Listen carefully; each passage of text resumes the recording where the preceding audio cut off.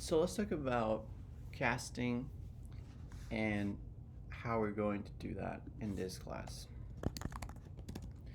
So you guys have seen me use the parse function before, and I'm just gonna show you guys that right now.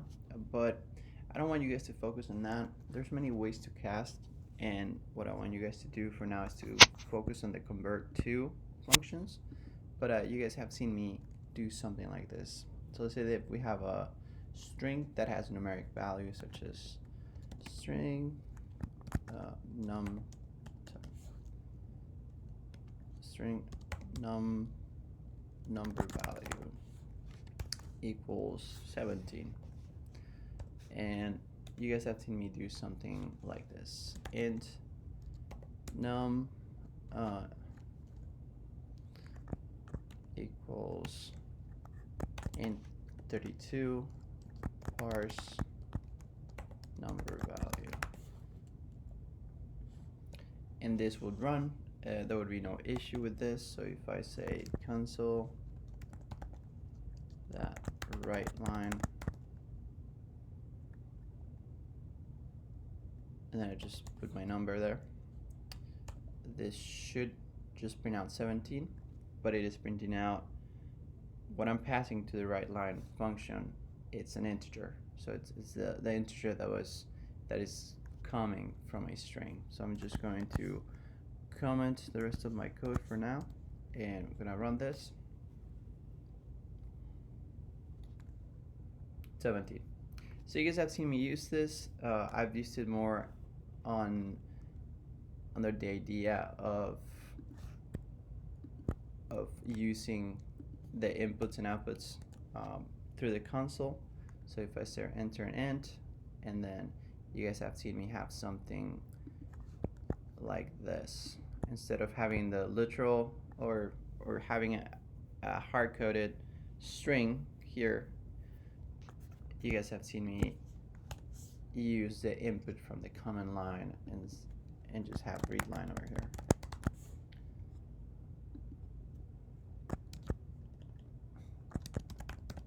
Console that read line, and so now it's going to print out not 17 but whatever number I put. So if I put 89, then 89 comes back. So this is the context in which you guys have seen me use this. However, while we can use this, I thought it would be simpler to just focus on a set of functions that we can use that belong to the same object, that belong to the same sort of coding family, if you will, and so you guys get familiar using these, and it's very simple. They're the convert functions: convert to string, convert to boolean, convert to string, and convert to double. We're going to be focusing on those. If we need to convert to other data types, I'll let you guys know. You don't have to keep track of many things, but I just want you guys to know that you can use these and that you need to use them, especially under the context of inputs. So if I run these lines of code, it's going to give me several prompts. So it's going to tell me to put an integer, so I'm going to put 90. It's going to say put a boolean, so I'm going to put false. It's asking for a string, so I'm going to say Luis. And then another string, I'll put Gerardo, which is my middle name. And then a double, so I'll put 4.4. Now, I'm not doing anything else with the variables, but you can see that the program ran and it didn't really give me any issues.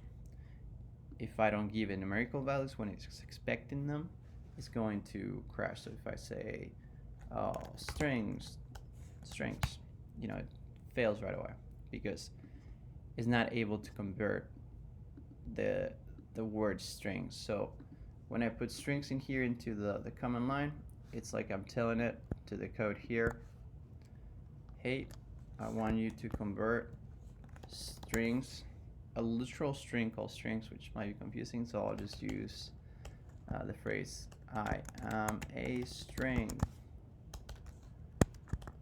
and it's telling it, hey, I want you to convert this to a number, but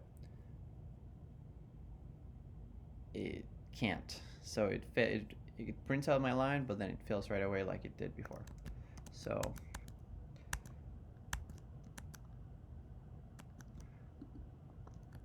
the convert functions do have limitations. You have to be sure that you're converting what you are sure to be converting. So in an example, say that I put the integer just fine, but then I put another string for instead of a boolean. So if I say, you know, just fat finger all my whole keyboard, and I keep going, it's going to give me another error. And it's always a format, you know, something to do with the format, because the convert2 function expect the input, the parameter, expect the parameters to be formatted in such a way that it can interpret it.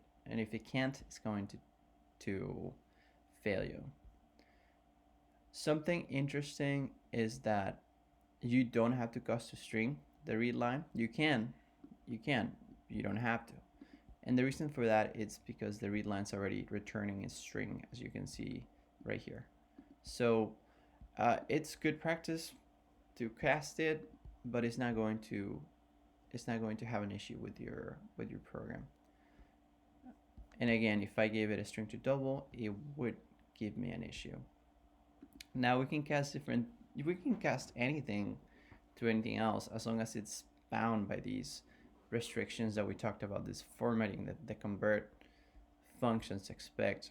So I can say, hey, I'm going to cast the double to a string, and so say string double str equals, and then I'll use the convert function, convert to string, and I'll put my double as the parameter for the function. And so now double str is going to be a string, and I can write that. Actually, I can concatenate to it.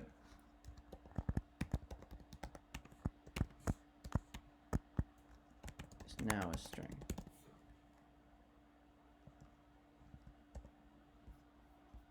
Actually, it would be this one. Yep.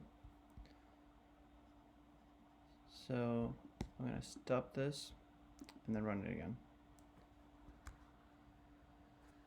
That's an integer, then a boolean, then finally my double. So again, this is a string, not a double, and this is what I'm referencing here. And we can cast back and forth, and different rules will apply depending on the casting. So if I cast a double to, instead of a string, I cast it to an integer. So double int equals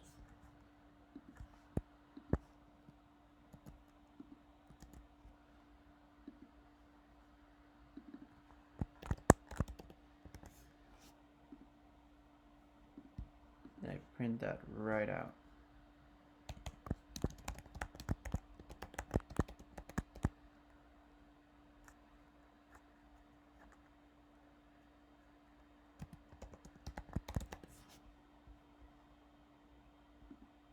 Nope, I forgot a semicolon. So don't forget your semicolons.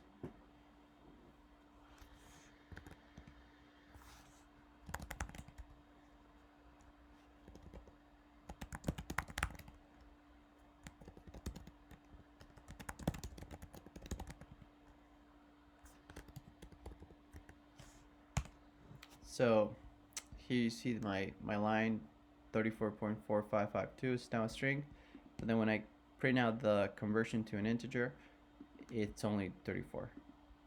And that's what we expect to see.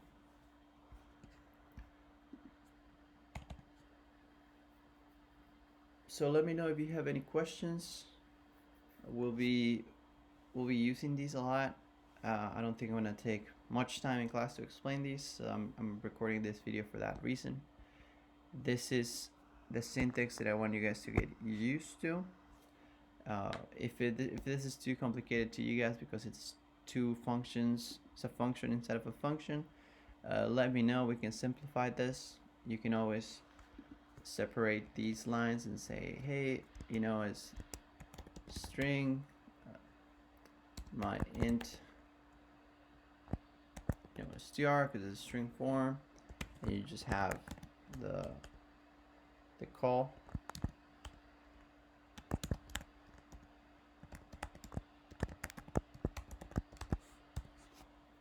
Console read line. This is, again, you don't have to cast it, so this is already a string, and then you pass in your variable to convert it, and this will work as well. And this might be simpler for you guys to wrap your head around, and this is very valid. And so if you prefer this syntax, let me know. But this is all for today, or for this video.